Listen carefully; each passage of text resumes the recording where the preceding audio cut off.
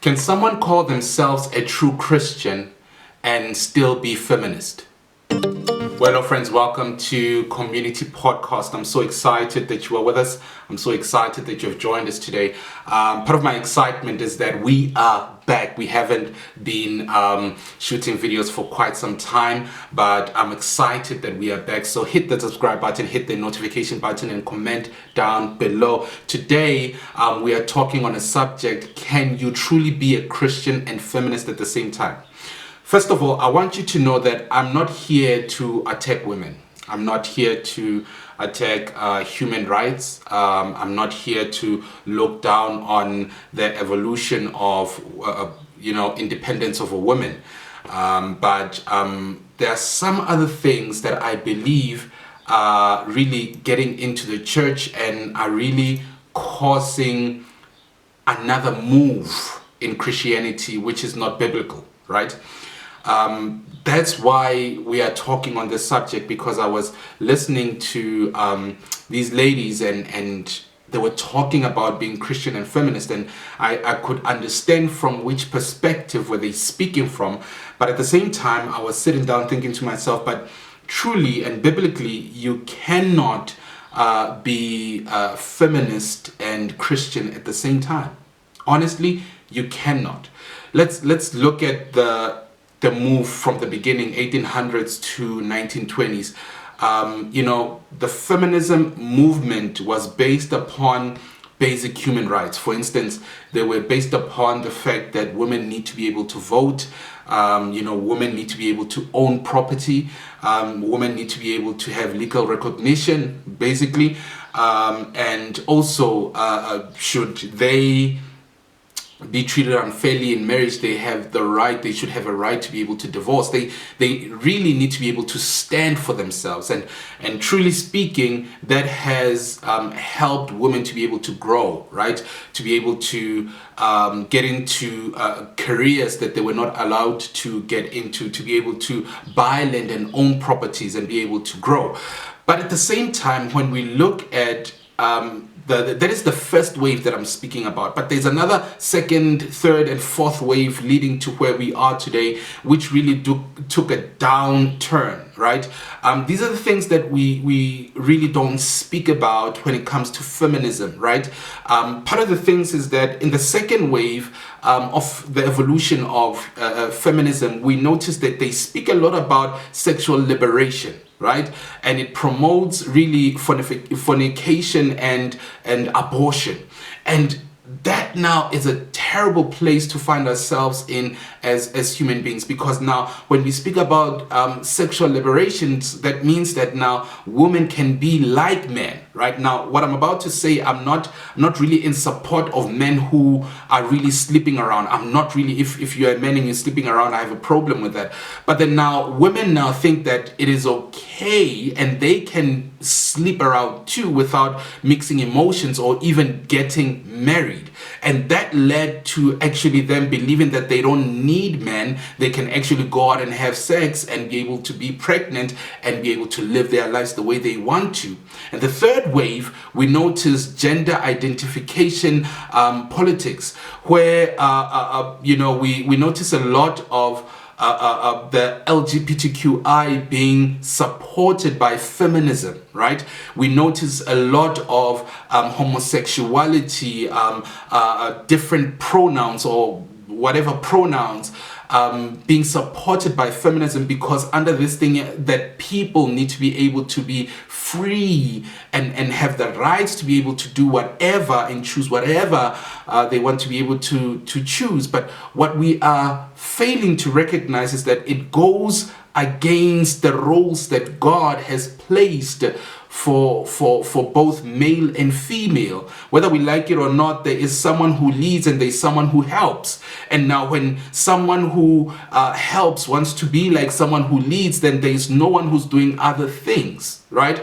And that's why there is that competition, whether in marriage or in careers, in life, in totality, in social life. There is that struggle, because women now are competing with men, but also on the fourth wave, like I spoke about, hinted in LGBTQI, feminism has actually funded, well, not really like financially, but then they have, supported the LGBTQI inclusion philosophy or ideology, if for lack of a better word, and they've also pushed the anti-male ideology or anti-husband ideology that we don't actually need men, and that rebels against the creation design of God. When you look at 1 Corinthians chapter 6 verse number 18, or Romans chapter 1 verse number 26 to 28, or Genesis chapter 1 verse number 27, or even 1 Timothy chapter 2 verse number 12,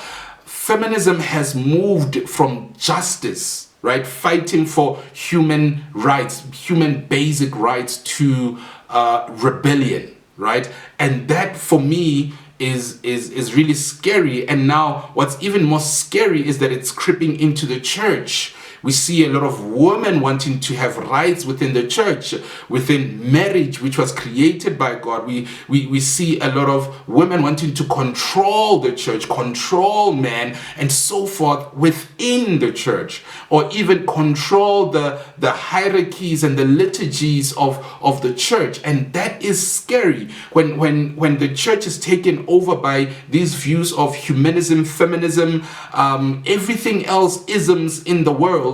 Then that is scary, because that means we are no longer living under theocracy, we are living under democracy. So it's imperative for us to be able to notice that when we look biblically, there is when we talk about Christianity and feminism, when we look at the Bible, we notice that there is an example of a proper woman that is shared in the Bible, and that women need to be able to follow, also for men, but in this case we're talking about women, that they need to be able to follow, to be proper women in the society, in the kingdom of God, in the church, in whatever, to be proper women that are building their homes. But feminism seems to be destroying homes. Feminism seems to be destroying men. Feminism seems to be standing against the things that God has created from the beginning. And now it stands against that, so that they can be able to have a say or rights, even in places where it doesn't even make sense. They want to be able to have a say or rights. So I believe that you cannot be Christian and a feminist at the same time. You cannot be. There's a difference between the feminism movement of the 1800s to 1920s and the feminism in 2025, actually between 2010 and 2025. There's a huge difference. Now it's all about self-gain. Now it's all about crushing other genders. Now it's all about crushing a man. Now it's all about them.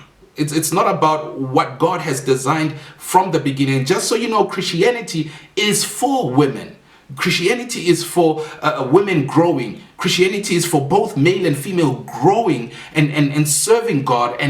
But now when you use sex as in gender to be able to be above another person or compete with other people, then that is wrong. So now we look, you need to be able to realize that you have to choose. You have to choose. You cannot be for feminism and for Christianity at the same time. You have to be either or. You have to be a Christian, fully Christian, and follow Christian principles, or be feminist and follow feminism movement ideologies, right? So it's imperative for us to be able to understand. So biblically, when we speak about a proper woman, there are 2 or 3 things that I can even share for you. You need to be modest, right? We speak about modesty. We speak about submission and partnership, right? I said submission and partnership, meaning as well, a man should be loving and become a partner to the spouse. So raising godly children, using her gifts to be able to uphold and glorify kingdom principles, and also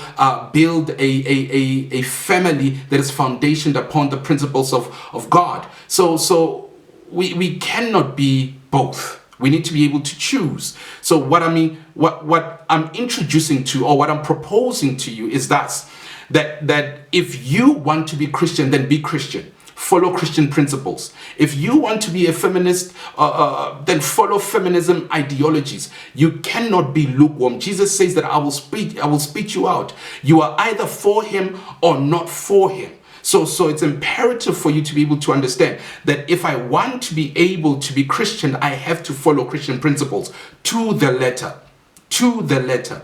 Then if I want to be a feminist, I need to follow feminism ideologies to the letter. You cannot be either or. So what I'm saying to you, brothers and sisters, is that be careful.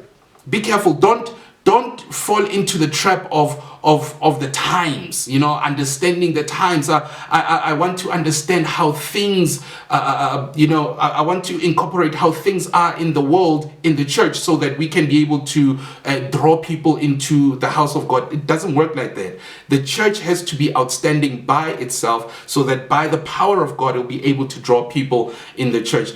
The four waves that I was talking about, firstly, is from the 1800s to 1920s, we see women fighting for legal equality, so especially women's rights to vote, own property, and so forth, right? The second wave we see in 1960s to 1980s, social equality, workspace, reproductive rights, and sexual freedom. This is where we see abortion and so forth, and sleeping around. The third wave is 1990s to 2010, which is inclusion, focusing on race, identity, gender, stereotypes as well. This is where they introduced the LGBTQIs and so forth. And the fourth one, which is the fourth wave, which is now 2010 until now, there is online activism, speaking against gender-based violence, which is good, inclusivity, which is bad, and LGBTQI and pronouns and so forth, right? So we need to be able to be careful that we don't become a church that is inclusive, that we want feminism in the church. No, we are not supposed to have feminism in the church. We're supposed to have Christian standards within the church. So guys, please, if you have any thoughts you want to share, please make sure that you comment down below. Make sure that you like, subscribe, and hit the notification button. Thank you so much for joining us. My name is William.